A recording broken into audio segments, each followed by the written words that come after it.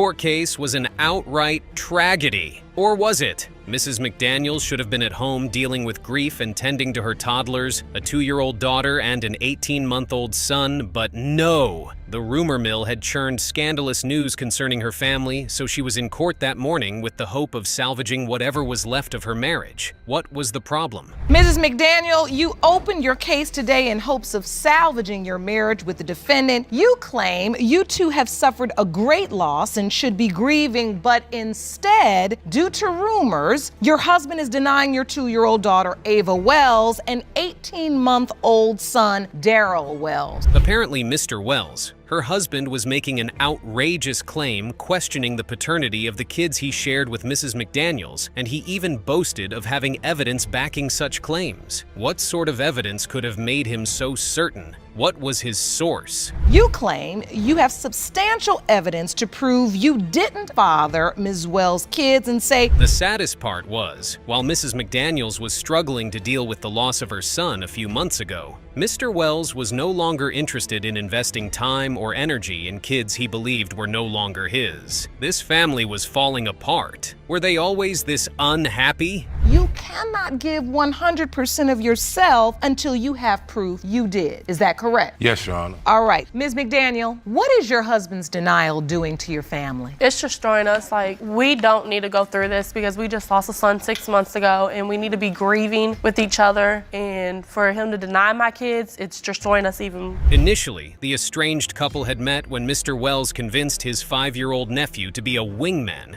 and asked Mrs. McDaniels for her phone number. They were so happy. So what went wrong? Could they possibly find happiness again? I want to get into these rumors, but before I do, I just want to get a little background on your family. Take me back. You all met. We met, he was with his sister, and it was at a convention center, and he tried to get his 5-year-old to give me his number, and I was like, no, you asked. A 5-year-old? He called me friend. He called me friend. It was my nephew. I seen that she spoke with my sister and them, so my nephew knew her, so I asked my nephew to go. Your nephew was 5? Yeah, at the time, he was 5. Word on the street was Mr. Wells's wife, Mrs. McDaniels, was cheating on him since they had their first child and that the kids weren't his. Considering they have had 3 kids since then, why didn't he say anything? How credible is his source? Why now when they just lost a kid? We both lost a son, but it's just the rumors and everything that I can't deal with it no more. How long have you been hearing rumors? I've heard them since the first one was born, the one we lost. So since you all basically got together and started having children, you've heard rumors that your wife is with someone else? Yes, that my kids belong to somebody else. And who told you that? My ex. Surprisingly, Mr. Wells got this tea from his ex-girlfriend, who had told him that his wife was promiscuous and that the kids might not be his. Why was he listening to anything his ex had to say over his wife?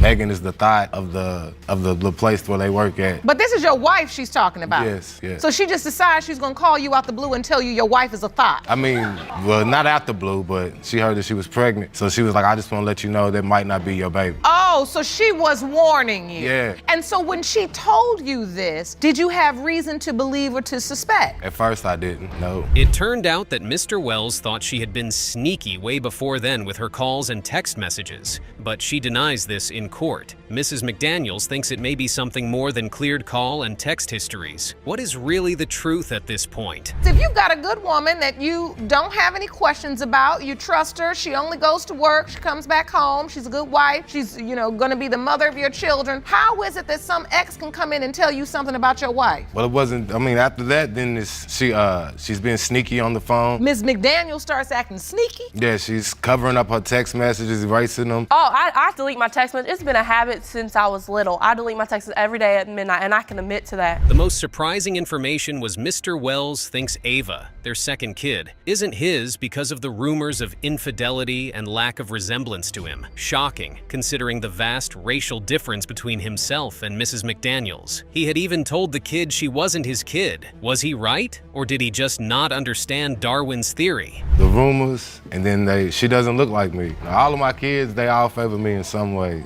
He has told my daughter, I'm not your daddy, go find your daddy. What? I did not say that. Mr. Wells. I did not say. What did you say? I probably told her, I ain't your daddy. Meaning today. Well, Just a joke, though. I just playing with her. No, that's not a joke. Even more mind-boggling was the fact that Mr. Wells clearly also believes his last child isn't his because he failed to meet his own fail-proof genetic testing method. He believed his son should have had a roller coaster head, and he had a chart to prove it. Was this proof? A roller coaster head chart is total bonkers. Your doubts have gotten you to the point where you're looking at a 2-year-old child who potentially could be your child. You don't believe it, and you say, I'm not your daddy. And how does she react when he says that? I don't know how she feels or anything because I'm not her, but it hurts. I mean, she loves him to death. Like, she's a daddy's girl. I mean, she is my twin all the way, but she has his nose and she has a smart mouth. Mr. Wells had been through a lot dealing with grief, bad rumors, and of course the kid's failure to meet Mr. Wells' roller coaster head chart was totally causing him to lose sleep at night. The court wasn't keen on the chart as proof, and so they had a different metric for proof. At the end of the day, all of this doubt is truly tearing your family apart. You have this beautiful connection, this beautiful relationship, and now you are barely talking, sleeping in different bedrooms. Yes, Your Honor. You're not even at a place where you can grieve the loss of your child together. That's a lot, and that's hurtful. That was my firstborn right there, and he was the world to me. So for him to deny my other ones tears me apart. The court had 2 DNA tests. It was time to let this couple know what the truth was so everyone could move on. This was the moment of truth. This was a total drum roll moment. Mr. Wells, you are the father. You look relieved. I am. Very relieved. Very relieved. Good. The 2-year-old and 18-month-old's paternity results showed what no one was expecting, particularly Mr. Wells. Who is the father? Second result. Mr. Wells, you are the father.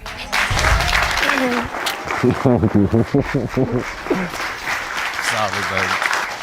Looks like the roller coaster head chart was too old to work for modern-day genetic testing, and Mr. Wells's ex didn't know what she was talking about at all. The tea was a stale lie. The truth had made everyone feel it was time to grieve. Now that we have this result, tell them how it makes you feel. I love you and I want our marriage to improve, but we need to grieve over our son and be there for each other. And I hope you start believing things I say, not your ex or any family members. We just found out that Ms. Clifton has not one, but 2 men fighting over the paternity of her twins. Mr. Little is in court to prove that he's not the father after generously footing the bill for 4 months before discovering the truth. You can bet he's not too happy about how things have unfolded. When she said you need a good mechanic, didn't she mean just in your Rolodex, not in your bed? Yes, in my Rolodex. But it takes 2. I didn't proposition him for sex. It takes 2. Now, we engaged together, but upon dealing with this man, he awesome to me. He was a good man. He was about his business. I was like, oh, what a mess. Turns out Mr. Little has a whole wife at home. Still, that didn't stop him from messing around with his clients. Maybe, just maybe, he should have stuck to fixing their cars and nothing more. Ms. Clifton started this whole situation with a joke, but look who's laughing now. She's the one who ended up pregnant. That conversation definitely blew up in her face, and now here we are with 2 men fighting over paternity. We separated for about 2 years. I had started dating someone else. At the time, he had did some work on my car that it was costly. It was a lot. I said, baby, I'm hurting right now. I said, this is all I got. This is all I got. I said, matter of fact, my exact words is, I really need to keep my money.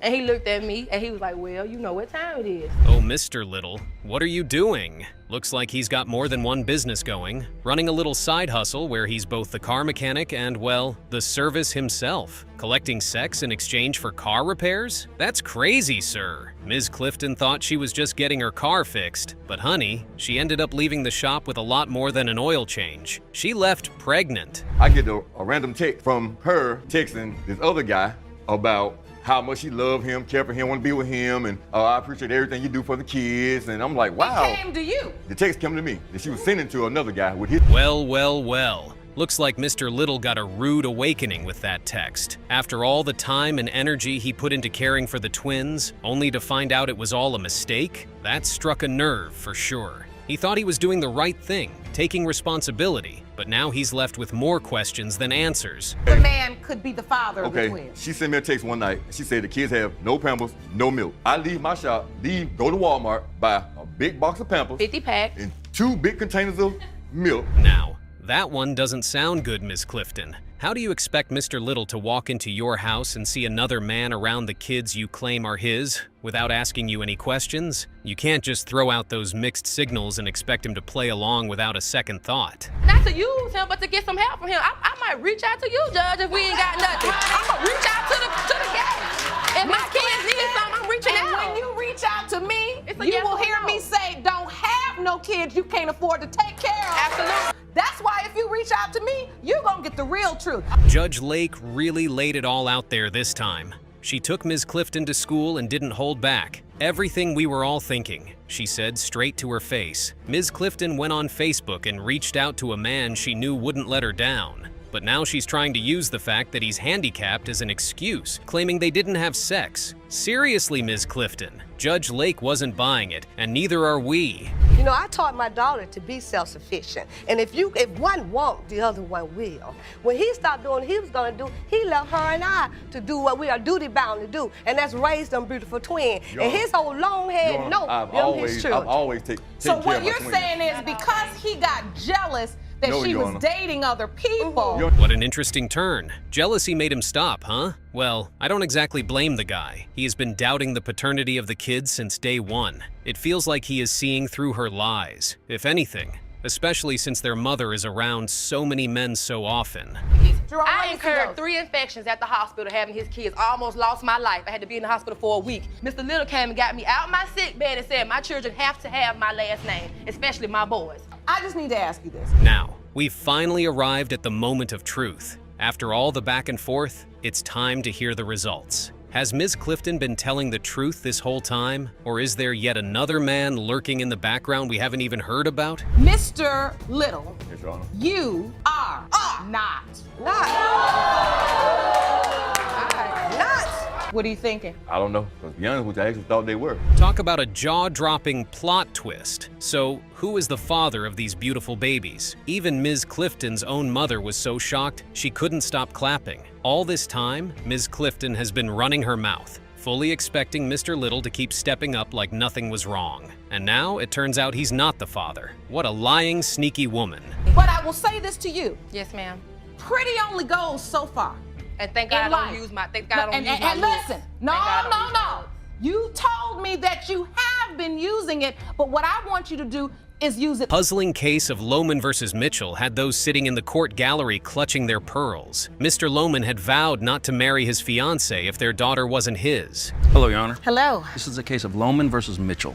Thank you, Jerome. Good day, everyone. Ms. Lohman, you are in court today hoping and praying your fiancé, Mr. Mitchell, is the biological father of your daughter, London, and you and your mother are here to prove it. Apparently, Mitchell's family had told him they believed he was being taken advantage of by his family, coupled with the fact that his fiancée had also mentioned that his daughter may or may not be his biological child, had initiated doubt in his paternity. All right, so you're joined by your cousin who fears you're being taken advantage of by the plaintiff. So, Ms. Lohman, today's results will determine the future of your family. Explain. Your Honor, when me and Jonathan got together, I was very happy. Things get even more interesting as Ms. Lohman reveals that she and Mr. Mitchell started off as sneaky links when he started living with her and her family in their family home, despite her being in a relationship at the time. Mr. Mitchell had made the first move on her. So talk to me about the nature of your relationship. We met when we were sophomores in high school. Junior year, we had a lot of classes together, so we became really good friends. And, he started opening up to me and telling me, about his home life. And so your relationship started while he was living with you and your family? Never for sure told him he hasn't been. It came to be that the unprotected sneaky links between Lohman and Mitchell continued, and her boyfriend at the time never found out. So when Ms. Lohman got pregnant, her boyfriend believed the baby was his until it wasn't. So who was the dad? But you're still in a relationship with this boyfriend at the time, am I correct, Ms. Lohman? Yes, Your Honor. So what was that situation like? He never found out, and to this day, he still doesn't know. He does not know to this day that you were also sleeping with Mr. Mitchell. Right, Your Honor. Was this just a one-time thing when you all ended up having sex, or did it continue? In an unsurprising turn of events, Ms. Lohman's affair was catching up with her quickly as she found out when she was 6 weeks pregnant that the baby had been conceived at a time when she had slept with Mr. Mitchell more than her initial boyfriend. Was this enough reason to believe he was the baby daddy? That point, were you all dating now, you and Ms. Lohman? No, Your Honor. We were not dating at the time I told him there was a possibility. I was still with my ex at the time. Okay. And so this ex believed this is my child. Yes, Your Honor. You never said anything to Mr. Mitchell. Furthermore, baby London's features, which in Ms. Lohman's opinion were very similar to Mr. Mitchell's, strengthened her belief that he was her baby daddy. Was she right? Everything pointed to Mr. Mitchell. Yes, Your Honor. How do you tell him? We were sitting at home and I told him, I was like, there is a possibility that London could be yours, and because I looked at the dates. And then after she was born, I was like, Mr. Mitchell, she looks just like you. I was like, she has your eyes, the same exact eye color. However, Mr. Mitchell's cousin begged to differ with the argument that Ms. Lohman simply chose her current fiancé to be the child's father simply because he was convenient and would take care of the kid. I believe that she knows that Jonathan is going to do what is right. He loves the baby and he is going to step up and be the father that she needs.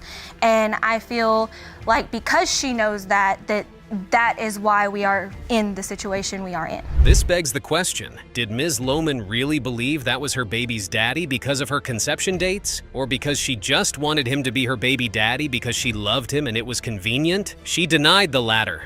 The point is this, you say you love this man, and you say you truly believe he's London's biological father. My question is this, is your belief that he's London's biological father rooted in the fact that you love him so much? The moment of truth was here. Would the results allow Ms. Lohman to be a bride in the coming weeks? Would Mr. Mitchell get to explore the joys of being a girl dad? Mr. Mitchell, you are not the father.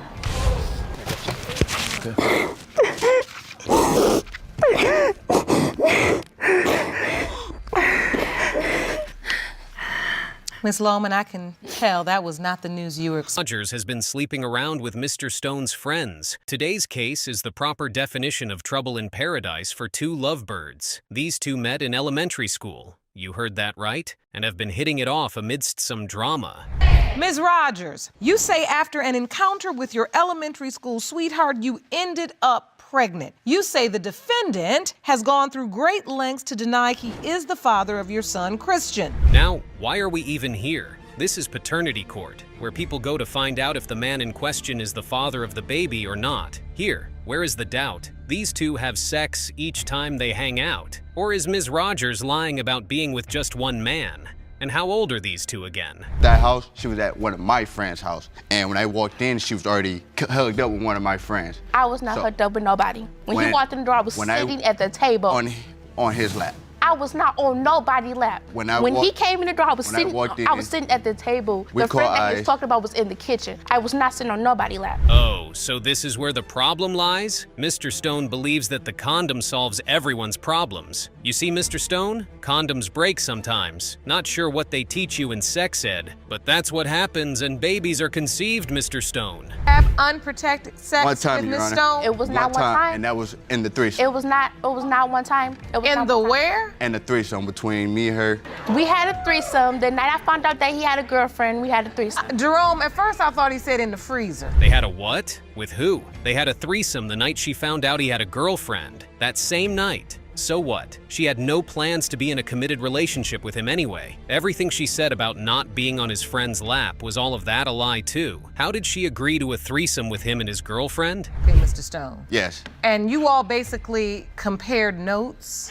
No, what happened was that all lying together. I told him like I knew Destiny for a while, you feel me? So I was like, you talked to her? He like, yeah, I talked to her. We did this, we did that. So I'm like, oh, really? You feel me? So I'm like, when was this? Whoa. Okay, Ms. Rogers. About 4 boys decided to sit down to compare notes of girls they've slept with, and your name just happened to be in all of their notes? And there was no one else? Not a single person? Roger that. I was not sitting on his lap or nothing. When he came, we all went in the basement because the boys was playing the games and we were talking, we was catching up. I went and told my friend, I'm like, because she didn't know I know him. Nobody in the house knew I knew him before he walked in that house. Well, okay. If you say so, Ms. Rogers, we're all just going to have to keep taking your word for it. If there was no doubt, then we have no reason to be here then. After all of this long talk and drama, this baby had better be Mr. Stone's. Listen, Ms. Rogers, it really doesn't matter. At the end of the day, I mean, even if you were sitting on the friend's lap or you weren't, at the end of the night, you were sitting on Mr. Stone's. The facts surrounding this situation. How'd you find out you were pregnant? Whoa, what? Oh my goodness. This case just keeps getting worse by the minute. She has twins, then had this baby months ago, and she's currently 18. So how old was this young girl when she was pregnant with the twins? How is she already a mother and is so casual about having sex with these men that have no plans for their lives? Scared. I was scared. I really was, because it was like another baby. So I called him and told him I was pregnant. We never had that conversation. No. Not once. What happened was, this particular day, I was in the car with one of my friends. They pulled up on me, and he said he had to go pick his girl up and her, which is her best friend. We get to them. Oh my. Well, okay, if that's not what happened, why not tell us what happened, Ms. Rogers? How is the young man going to just narrated a fake scenario from his head like that? What do you mean it didn't happen? Now, who are we supposed to believe and who is lying to the court? So you're saying you did tell him to his face? No, I was on the phone with him. On the phone, and you say, Mr. Stone, you heard it from somebody else. My friends called me He didn't first. hurt All right. somebody else. So I don't think they've agreed on one point today, Jerome. I mean, not one thing. It's as if you all were in two different galaxies and somehow ended up with a potential child. Well, this has been a long day. It's so bothersome that there is a baby here in court today conceived by two 18-year-olds. It is also so wild that they really have not been in sync all day. So now, who is lying to who? What a duo, really. The one way to get to the bottom of this is getting the results. Mr. Stone, you are not the father. Told you I don't got lying about nothing. I know what I did. I paid for extra. It's cool.